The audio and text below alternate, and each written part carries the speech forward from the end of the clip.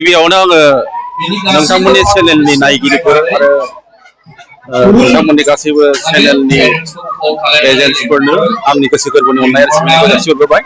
दिनै रामफुरबिल इउएन academia parents day थामथि parents day खुंफुंनाय जादों। बेवहाय फुङावहाय फरायसालिनि फिरफिला बरायहोनाय, बेनिफ्राय बड'फानि मुसुखायाव बा सावगारियाव बिबार बावनाय, बिनि उनावहाय जोङो थामथि हाबाफारि हिसाबैहाय जे फरायसाफोरनि समायखिरा लानाय आरो फरायसाफोरा गावसोरनि बिफाफोरखौ खुलुमनाय बे हाबाफारि लानाय जादों। बेनि उनावहाय जोङो गथ'फोरनि टेलेन्ट श' बेखौ बे हाबाफारि लानाय जादों। बेवहाय गथ'फ्रा गावबा गावनि टेलेन्टखौ दिन्थिदों। बिनि उनावहाय जोङो द'थि हाबाफारि हिसाबै जोंनि गेजेराव बेंखन सावरायनाय जादों। बे आयदाया जाहैबाय फरायसालिनि सोरबिथिं थासारि आरो फरायसालिखौ जौगानाय बे आयदानि सायावहाय सावरायनाय जादों। बेवहाय दिथागिरिफ्राबो बाहागो लादों।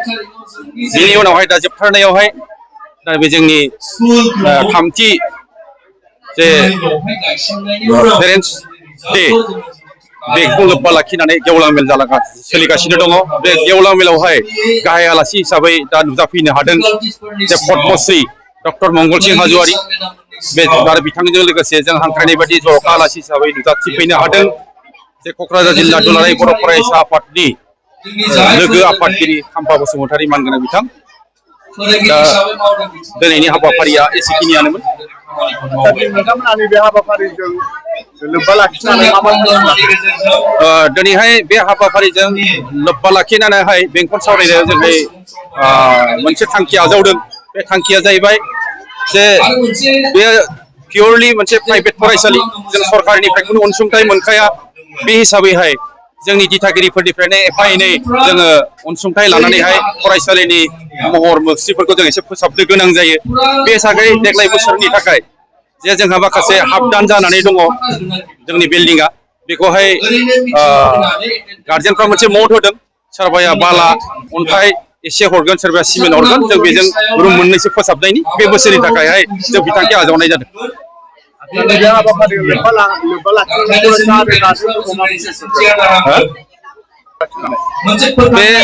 हाबाफारिजों लोब्बा लाखिनानै आङो गार्जेनफोरखौ माने बेखौनो मेसेज होनो लुबैदों जे दिनैहाय जोंनि बोथोरखौ जोङो थाल लानो गोनां जादों।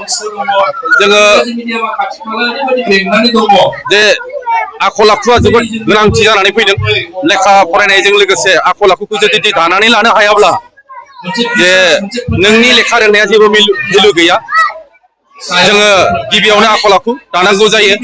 बेनिखायनो जों मोनसे हाबाफारि लाखादों जे समायखिरा लानाय। आङो इयुनावहाय सासे मोजां फरायसा जागोन आरो समाजा जायखौ मुगैयो बे हाबाफोरखौ आं मावनाय नङा, आं ड्राग्स जानाय नङा, आं जौ लोंनाय नङा, आं बिरि सिगारेट सोबनाय नङा, बेखौ दिनैहाय अर दांनानै समाय लाहोनाय जादों।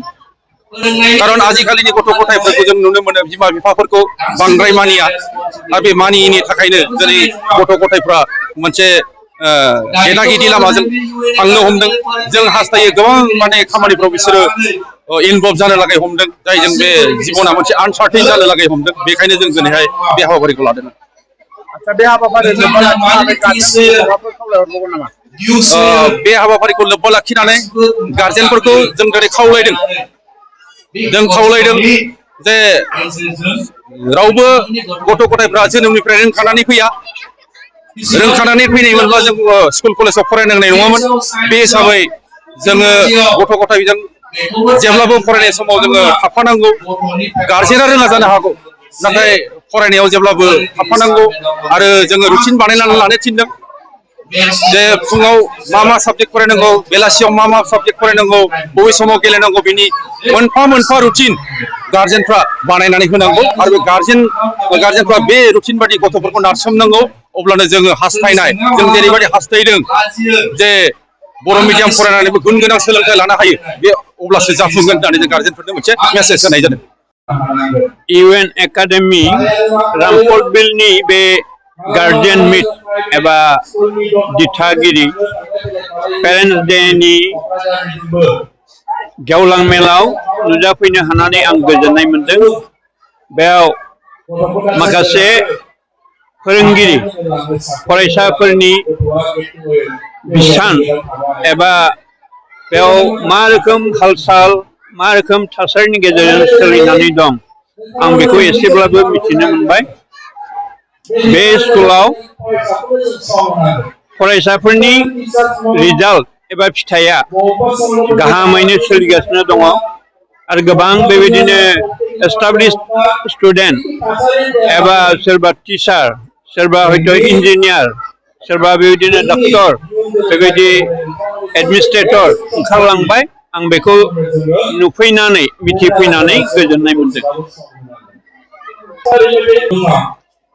सासे फरायसाखौ मोजां फरायसा महर होनो एबा नाजानो थाखाय गार्जेनफ्रा दिथागिरिफ्रा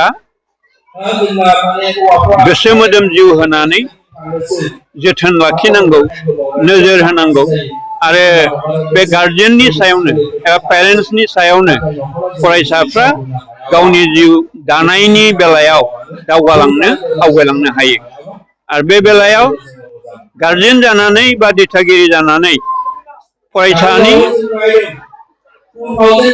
फरायनायाव जाहाथे गाहाम थासारि मोनो बेखौ गार्जियाना सिगां नोजोर लाखिनांगौ आरो आब्रुथि एबा डिसिप्लिन बे आब्रुथि डिसिप्लिन लाखिनानै सासे फरायसाया दि आवगायलांनो हायो बेखौ गार्जियाना बा बिमा बिफाया नोजोर होनानै बुंफा बुंनानै खोमायाव सुहोनांगौ गोसोआव लाखिनो थाखाय नाजानांगौ आरो जाहाथे न'खराव गुबुंले थासारि जाया बेनि थाखाय दिथागिरिया जेब्लाबो जाहाथे सांग्रांथि लाखियो बेनि थाखाय नोजोर होनाया गाहाम।